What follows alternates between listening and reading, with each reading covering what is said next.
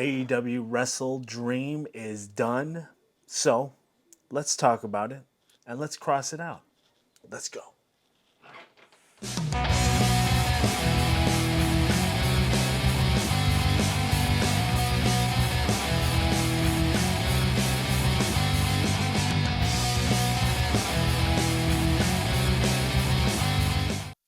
All right, ladies and gentlemen, welcome back to the Cross You Out podcast. And of course, I am your host, Eric Cross.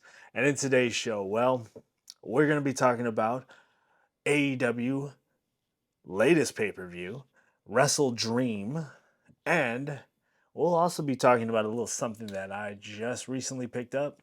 It's right here. It's right here. You can't see it. Not yet. And so much more. It's been a while since I've been on. I've, as you can tell, a little messed up, but it's all right. I'm here. I'm ready, and let's do it. So, first things first, we have tons and tons of news. Obviously, it's already been passed. It's already been gone. CM Punk is gone from AEW. Jade Cargill is a or WWE bound. She's about to um, possibly come out on Monday Night Raw, maybe. But as of right now, we don't know exactly what she is going to be, what her future looks like with WWE. But as of right now, she is a part of WWE. What else? I got injured. I can't say a lot about it, but you know, it is what it is. Um, let's see. Um, yeah, I've been gone. I've been you know kind of not worrying about adding on to the content of the show, but again, I've always wanted to continue to do it, and I'm going to continue to do it no matter what. So whether or not I do it every so often, that's not the plan. My plan is to do this as much as possible. I have some life stuff that's going on right now that I need to put my focus on, but definitely, this is a priority. The Cross You Out podcast, it is something that it's my baby basically, and I want to continue to go out and really just entertain like I always do. So, with that being said, let's get into something that I just recently picked up. Um, Let me pull up the specs on this. Uh, do, do, do. So, um, there was a Kickstarter that happened recently, or not recently, but a while back.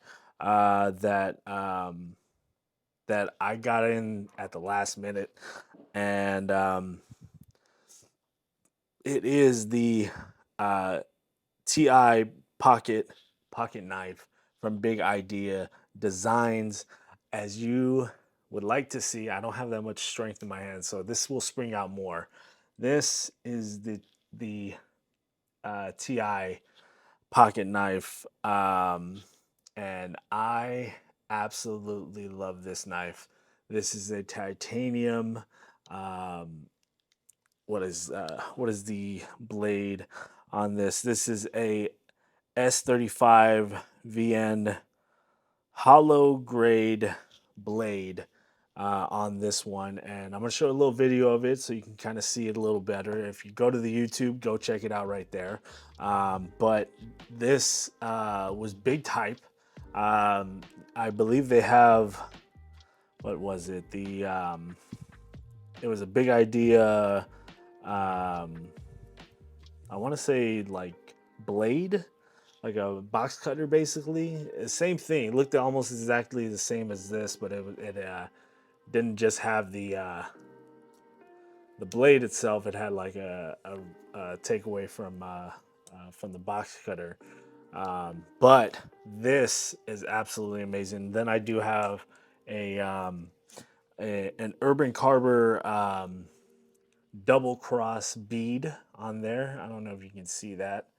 Maybe, maybe not. I'll probably take a picture of it and show it on there. I did like the paracord that came on with, if you purchase this. This does come with a paracord already attached to it. I didn't really like it, so I took it off. You can see in the video, the how it looked. Again, I'm a big fan of Urban Carver's beads and their, the leather that they have. This one, this is a coffee, um, rope, basically. um, love their beads. I love the double cross. I have the double cross on my other knife, the QSP Penguin, I believe it is. I have that one on there, and then I bought this one as well. So I like it. I can't wait to use it. I have not used this blade yet. I'm very excited to use it when I can. This is going to be my everyday carry, for a while. I'm going to see how this adds up into my work life and all that stuff. Um, but other than that, I mean, that is pretty much the one of the only things that I picked up. I did pick up. Let's see the. I wanted to do this. I wanted to try it. I picked up the Sephora cologne um, sample set, um, which I will be some way somehow picking up a bigger bottle for it.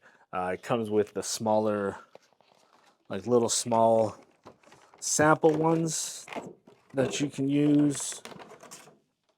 Let's see.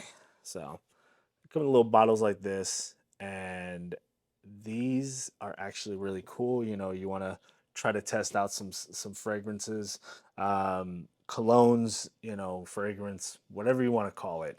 It's perfume, either or. But cologne, one of the two. But you get to try out the sample pack, and then the sample that you like, you get a voucher, basically telling you that you can pick up your own bigger bottle of it. I believe it's some of them are the 1 ounce, 1 1/4 ounce bottles. I think one of them is a 3.4 ounce, so I might jump on that one, but I don't know yet. Um, but that is pretty much the extent of the stuff that I've been kind of uh, either geeking over or just kind of being um, very uh, adding to my EDC. This is absolutely amazing. Again, go pick it up.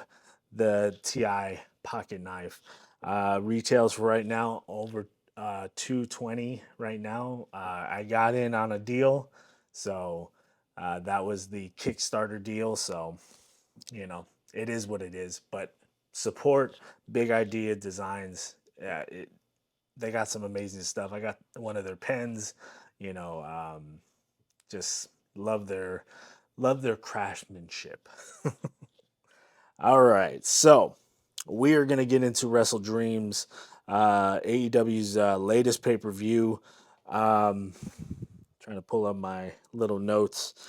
I'm not really gonna get into the 0 hour. I do want to say a big shout out to my boy uh, uh, Tito, bad dude Tito. Um, I saw him from back in the day to where he is right now, getting a spot against the Acclaim with what is it, TMDK. Teaming up with them. They've been teaming up in Japan. So very happy for this dude. Big shout out to my boy over there. So let's get into the pay per view itself. MJF versus the Righteous. I didn't like this. I didn't like this idea of them going in and kind of being squashed by the world champion. Yes, the world champion should be able to do, some damage to them, but the numbers game should have been played more of a factor into this. I don't I don't know. I didn't like this at all. It kind of buried them a little bit, but you know, it is what it is. MJF retains the ROH tag team titles, and he's going to continue to hold on to them until Adam Cole comes back. And then we go into Eddie Kingston versus Shibata, and this was what it was going to be. It was going to be a hard hitting matchup, different style of tag team wrestling, or excuse me, not tag team wrestling, but one on one wrestling. This was going to be more of um, a fight than anything else. And Eddie Kingston picks up the victory on this one. Um, Again, very good match. Um, let's go into the TBS women's title match. Chris Statlander versus let's see, versus Julia Hart, a member of the Black Order. She's been sneakily getting, winning streak going on. I believe she was like 10 or 11-1 now. But she's been improving. She has been going out there, and I'm pretty sure most of that can be, credited to the House of Black. You know, they are showing her a better way of wrestling. So she's picking it up, and you can see a little bit of the greenness that is, but for the most part, she's picking up the in ring wrestling, and she did lose in this one. Chris Statlander picks up the victory on this one, but um, you know she looked good in defeat, so we'll give it up to her. Definitely was a good match. Um, let's go into the tag team match. It was the Lucha Brothers, Hook, Orange Cassidy, and the Guns and the Young Bucks in a what was it, a four-way tag team number one contender matchup for the AEW Tag Team Championships. Um, it was a crazy match, like usual. The finish kind of got a little sloppy. Nick was supposed to do a like kind of like a handstand rollover on the ropes, and I guess he slipped on the rope or something, and still came back and got back into it. But um, kind of that little misstep was, it happens.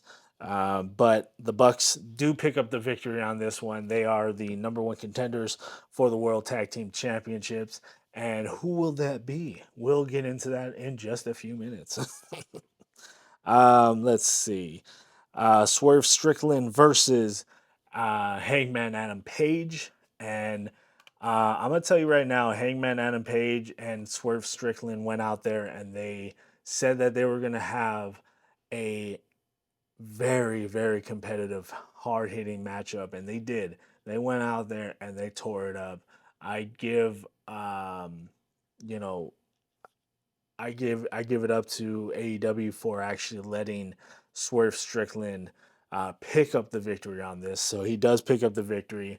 I didn't like the finish. It shouldn't have been a, you know, hit him with something behind the ref's back type of thing. It should have been more of, Swerve getting the pin and winning the match, um, not just out of nowhere. You know what I mean? It should have been a hard hit victory for him, but he did pick up the victory, and we'll see what they're gonna do with Swerve Strickland. Hopefully, they do something good with him because he is a fucking talent.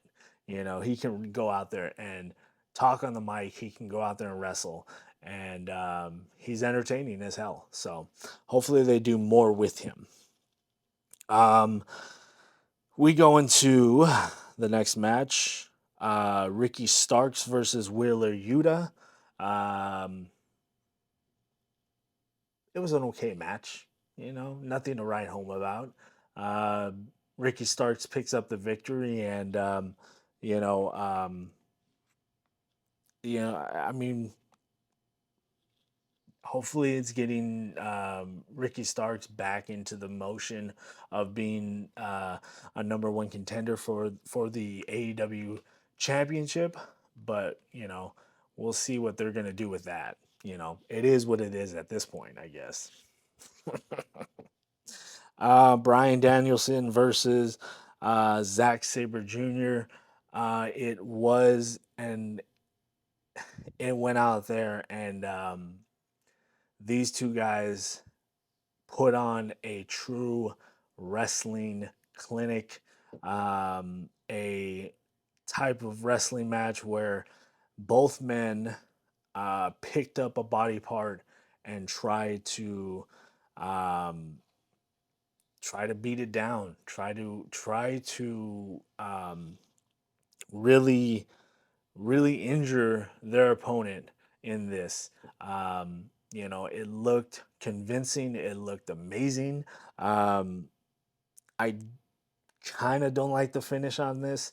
I wanted Zack Sabre Jr. to pick up the victory on this, but Brian Danielson does pick up the victory for in this match. Hopefully, we get to see another match with these two, and maybe at what um, what's all in, or even all out at Wembley Stadium next year. We get to see Brian Danielson, Zack Saber Jr. 1-on-1 again. Hopefully that will be the last match they have, because I know Brian Danielson says that he wants to hang him up by the time his daughter is 17 or 7 years old. But we'll see. We'll see what happens right there. Let's see. The Don Callis family picks up the victory over Kenny Omega, uh, Jericho, and um, man, the Golden Lovers basically. These I don't know. I really didn't like this at all. I didn't like Ibushi kind of. I don't know. This whole thing was off. I'm sick and tired of seeing Kenny in these trios matches. At this point, because if he's not teaming with the Bucks, he shouldn't be doing trios matches. Uh, this this kind of protecting Ibushi, because I think that's what mostly is going on right here. Ibushi is still hurt, but he's still able to go out there and kind of perform. He didn't look too bad here. It was what it was. But um, Don Callis, the Will Osprey, um, you know, uh, man, the I don't know. I really don't know. I really, really don't like this. The Don Callis, family, Sammy Guevara should not be on TV at all. That's just my opinion. I really am kind of, when they weren't showing him on TV most of the time, I was happy to watch AEW. But seeing him on TV is kind of just, like, I don't want to see this dude. You know, whether his character is trying to be more douchier than what he is in real life, I don't want to see that. I want to see, if I want to see that, I would watch WWE, and even then, I don't even watch that. Like, come on, it's very unnecessary. His character is just is go away heat for me. Like, I don't want to see him, and then I don't even want to see Jericho at this point, because Jericho is he really should be more of a backstage producer, helping out with the backstage. If even and I would say, oh, he would be a good person to have somebody win over, but when he does face somebody, he never lets them, or they never let him lose a match. They always put him over. The older wrestler should not be going over the newer talent that they're trying to build up. But what do I know? You know, I'm not in the business no more. All right, so we go into the next tag team title match. It is FTR versus Aussie Open. Oi, oi, oi. This was a good match, really good match. Big finish. The Shatter Machine off the top rope. The what is it? The Super Shatter Machine to pick up the victory. FTR is still your reigning tag team champions, and they will be facing the Bucks. I'm pretty sure at Full Gear. They're going to be here in LA. I possibly will not be able to go, but who knows? But yeah, FTR looks great in defeat. They put a hell of a match with Ozzy Open, and we got to see more of Ozzy Open in the ring. I don't know if somebody got hurt tonight. They said that they were looking at somebody from Ozzy Open. I'm not really familiar which one was it, but I know the medical team was looking at them, and we'll see what happens with more talk about this. And then in the main event, which I'm very surprised about, I knew something big was going to happen. Um, and yeah, 2 out of 3 falls. Christian versus Darby Allen. Now, Darby Allen is going to be able to take some time off. He's going to be going to train to climb Mount Everest, and that's crazy. Hopefully, he comes back in one piece. Hopefully, after this match, he is able to go back and do what he has to do for that climb. But they he went out there, and he got his ass whooped. He went out there and took a beating. Um, Christian does pick up the victory on this. Darby Allen's friend, what's his name? His little pupil, I can't remember the dude's name. Um, turns turned on Darby Allen, and it looked like you know um, it looked bad. It looked like there was no hope for Darby Allen after the match, and here comes Sting. Sting tries to fight him off, but Luchasaurus is out there, and the numbers game comes too much, and lights go out. Some video package pops up, and some familiar music hits. You think you know me.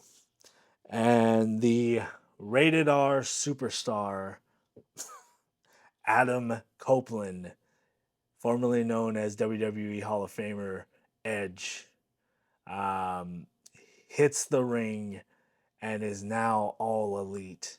And his contract with WWE ended. Um, either Friday night, Saturday morning. His They did not renew his contract. Did not try to put in a different, you know, try to give him something different, a different contract to sign. Um, oh, again, I don't know if they did or not, but he obviously didn't sign anything with WWE, so now he's a free agent. Was able to just come into AEW, and now he is all elite. So we have Adam Copeland, formerly known as Edge, um, all elite. That's crazy to say. So, um, wait until after December, maybe sometime in the middle half of December, towards Christmas or towards New Year's, we will probably be seeing, Dolph Ziggler, um, you know, some other of the, maybe Matt Riddle as well. Oh yeah, Matt Riddle got released, all that stuff. So much fucking news happening, and it's crazy. But um, yeah, so we don't know who's going to be showing up to AEW. Jake Cargill jumps over to go to WWE. AEW gets Edge, and in the lottery, I'm pretty sure we can bank that AEW kind of won big on this one. Um, what they do with him at this point, we'll see. So, all right, ladies and gentlemen, that is it. That is your AEW WrestleDream recap. Um, was it a good show? It was decent. The Zack Sabre Jr. Brian Danielson match really made me stick to the TV because I really was enjoying that match. Um, the tag team match was good. The um, the uh, the Christian and Darby Allin match, it was very brutal, very like very very cringing, I guess you can say. Um, but for the most part, it was a good kind of end to this story to write Darby Allin off. Um, but yeah, it was it was what it was. So I honestly, I'm gonna give it 4 stars. It was a good show overall. We got to see more from Kenny Omega, singles Kenny Omega. Um, you know, and Ibushi, I want to see him wrestle more if he's willing to and able to. Um, Jericho, don't want to see him that much anymore. Sammy Guevara, don't want to see him at all. But we'll see what happens this Wednesday on Dynamite. And thank you guys for coming back and enjoying the show. I will be back possibly next Sunday, next Monday, Monday morning or so. Um, that will probably be the new um, times that I do the show. I possibly not the 14th or so, 15th. I don't know yet, but we'll see what happens. So, with that being said, ladies and gentlemen, Cross out. Good night, everybody.